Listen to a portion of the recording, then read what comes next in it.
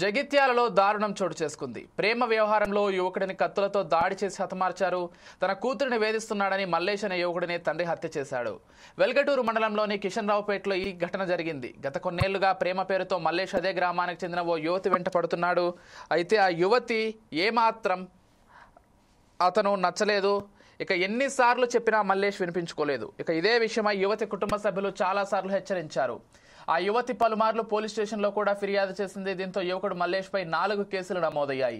అంతేకాకుండా 3 ఏళ్ల కిందట మల్లేష్ పై యువతి ఫ్యామిలీ దాడి చేసింది.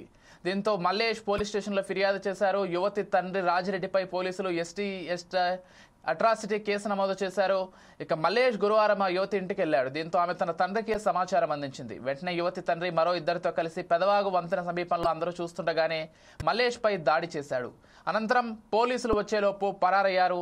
ఆ తర్వాత కొద్దిసేపటికి మల్లేష్ కత్తిపోట్లతో గాయపడి విగత జీవితంగా కనిపించాడు. దీంతో మల్లేష్ తండ్రి రాజయ్య ఫిర్యాదుతో యువతి తండ్రి రాజిరెడ్డితో పాటు మరో ఇద్దరిపై కేసు నమోదు చేశారు.